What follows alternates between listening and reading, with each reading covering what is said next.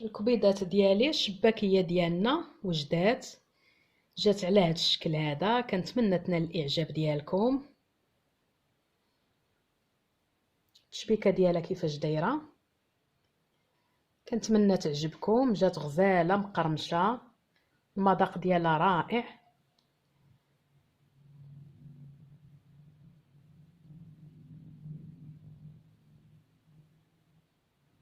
طريقه سهله وبسيطه اللي بغات تصاوبها. بالنسبه للمكونات غتلقاوهم في صندوق الوصف بالتفصيل. العبار ديال كيلو ديال الدقيق، اللي بغات كميه اكبر ما عليها غير تذوب المقادير، وان شاء الله راه غتجيك غزاله. وبالنسبه للتزيين زينتها بالزنجلان، اللي بغى يزينها باللوز افيلي ولا لوز كونكاسي ماشي مشكل، على حسب كل واحد والذوق ديالو.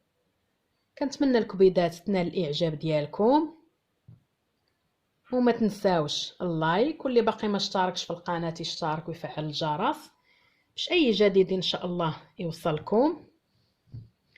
شوفوا ما شاء الله كيفاش جات. شوفوا الرق ديال هذا في ساع كطرطق، مقرمشه ولذيذه. اللي بغى يزيد فيها اللوز يزيدو، انا درتها غير بالنافع والجنجلان. والمذاق ديال المزهر فيها كيهبل، الريحه ديالو عاطيه. كنتمنى الكبيدات تعجبكم، وما تنسونيش من اللايك. والمكونات ان شاء الله غتلقاوهم في صندوق الوصف. وعواشر مبروكه بالصحه والسلامه. نخليكم مع تتمه الفيديو. شكرا على المشاركه، ونتلاقاو في فيديو جديد ان شاء الله. شكرا للكبيدات. صباح النور الكبيدات، صباح النور احبابي حبيباتي، كي دايرين؟ لاباس عليكم؟ صحيحتكم مزيانه؟ كنتمنى تكونوا بخير وبصحه جيده ان شاء الله. الكبيدات اليوم غادي نديروا الشباكيه ان شاء الله. عندي في المكونات كيلو ديال الدقيق، بيضه متوسطه الحجم، 2 معالق ديال الخل، كاس ما بين الزبده دايبه والزيت، كاس ديال المزهر. اللي بغى يكملو بالماء يدير نص مزهر ونص الماء، كاينش المشكل. عندي كاس ديال الزنجلان مطحون، عندي معلقه صغيره عامره ديال القرفه، قبصه ملح، راس المعلقه ديال الخماره بيكين باودر. اللي ما بغاش يديرها ما يديرهاش، انا درت غير الراس ديال المعلقه. وعندي الضامه ديال الزعفران، اللي عنده الزعفران شعره يديرو، اللي عنده غير الملون يديرو، ماشي مشكل على حسب الموجود في الدار. وعندي هنايا معلقه كبيره ديال النافع، حتى هو مسخن ومطحون ومغربل، هو جنجلان مغربلين. ان شاء الله دابا غادي نبداو الشباكيه. البنات المكونات ديالها ساهلين، وكتجي غزاله وكتجي مقرمشه وزوينه، والمذاق كيجي رائع مع الزنجلان. اللي بغى يدير كاس نصو زنجلان ونصو لوز ما كاين حتى شي مشكل، على حسب الموجود في الدار. انا عطيتكم العبار ديال كيلو. الا بغيتو الكميه اكثر ما عليكم غير تزيدوا المكونات. غنهبط كلشي. غيبقى ليا غير المزهر هو الاخر. وخليوها البنات قاصحه، العجين يبقى قاصح.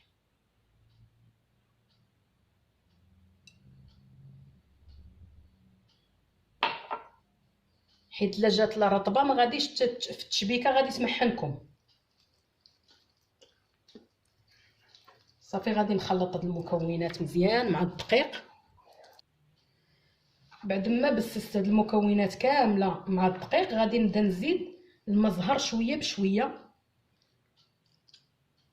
حيت ما خاصنيش العجين يكون مطلوق. كل ما كان قاصح كل ما مزيان.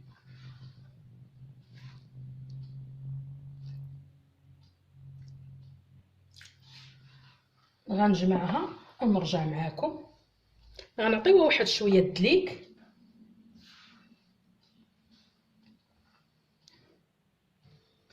الكبيدات ديالي العجينه ديالنا بعد ما دلكتها واحد شويه الا لاحظتوا شوفوا راه كتبقى قاصحه ماشي رطبه.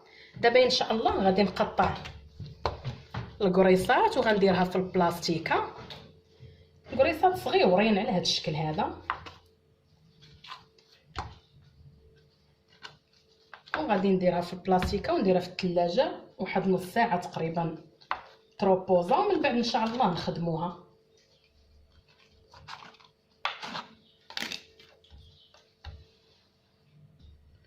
القريصات ديالنا بعد ما درتهم في البلاستيكه دابا غندخلهم للثلاجه كما قلت لكم نص ساعه يرتاحوا ونرجعوا ان شاء الله نخدموهم. الكبيدات ديالي بعد ما ارتاحت لينا العجين ديالنا كنطلقوها على هذا الشكل هذا،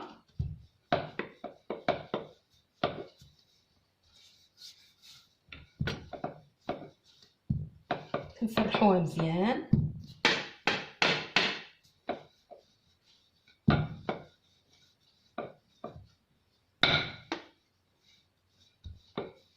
صافي وكنتنيوها هكا على هذا الشكل هذا، كنعاودو نتنيوها وكنخليوها ترتاح، من بعد كنطلقوها في الماكينه ان شاء الله.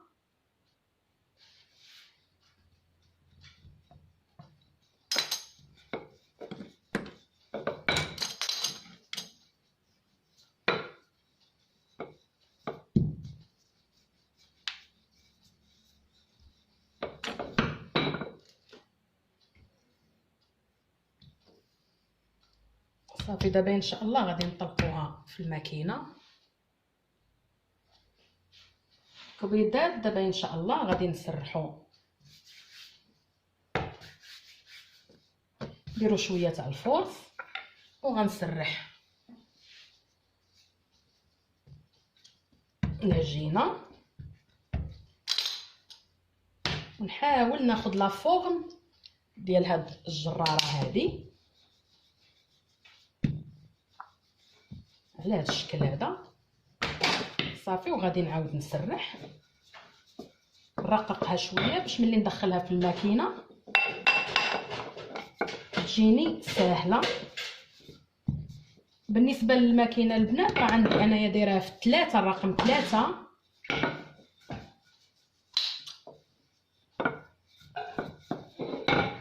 على هذا الشكل هذا، دايراها في الرقم 3 ها هي.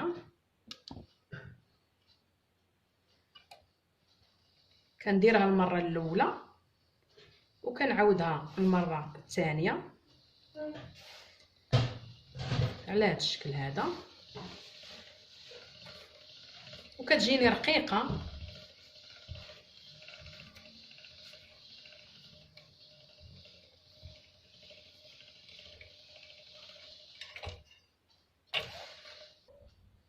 هنايا غنعاود الثانيه،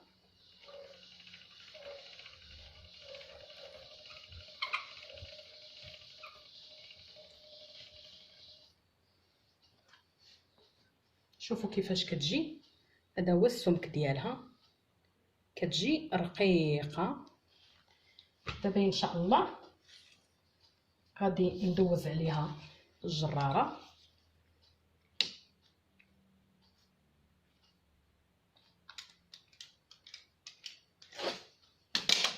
على هذا الشكل هذا. غادي نعاودها بهذه بالجراره العاديه باش تساعدني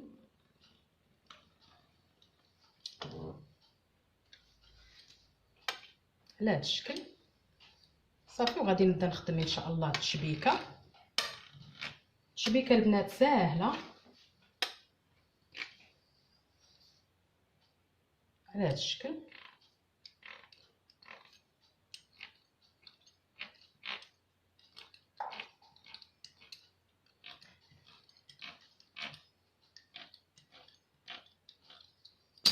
دابا ان شاء الله غادي نوريكم التشبيكه.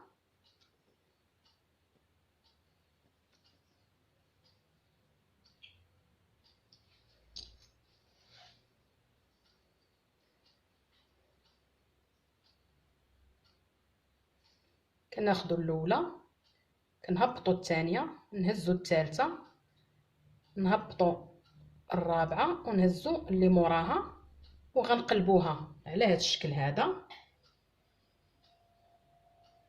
كنديروا الاولى فوق اللي تحت منها على هذا الشكل مزيان.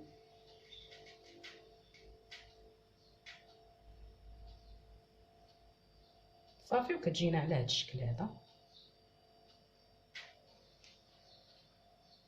غنعاود معكم واحده اخرى.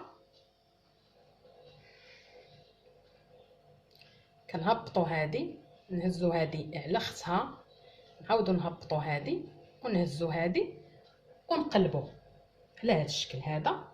نرجعوا هذه فوق هذه، كنديروا هكا على هذا الشكل هذا. صافي، وكنجمعوها على هذا الشكل. وها الشبيبيكيه ديالنا موجوده.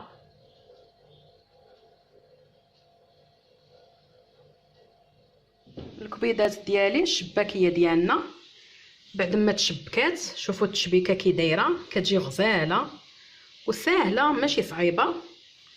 غير تجربوا المره الاولى والثانيه راه غتصدق معكم ان شاء الله. دابا غادي نخليها تنشف واحد نص ساعه تقريبا، من بعد ان شاء الله باش نقليها. ملي كتنشف ما كتحلش ليكم في الزيت، كتبقى محافظه على الشكل ديالها.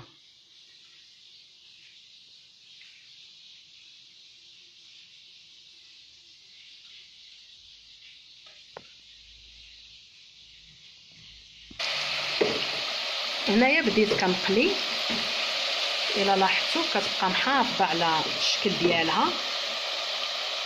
وحاولوا ما تحمروهاش البنات بزاف، غير ذهبوها، لان اللون كتزيد تاخذوا في العسل، حيت الا حمرتوها بزاف في الزيت في العسل كتولي مارو مغلوط.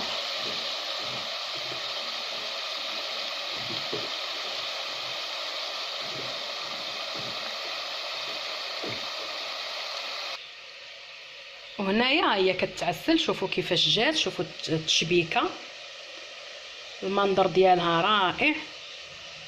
ملي غادي تتعسل غادي نحيدها نحطها في السطيل، وغادي نرش عليها شويه ديال الجنجلان محمر، كيعطيها منيضر زوين. كاين اللي كيبغي يدير اللوز ايفيلي، كل واحد وداكشي اللي عنده في الدار وداكشي اللي يحب. من بعد ان شاء الله غادي نشوفوها كيفاش جات مع بعضياتنا.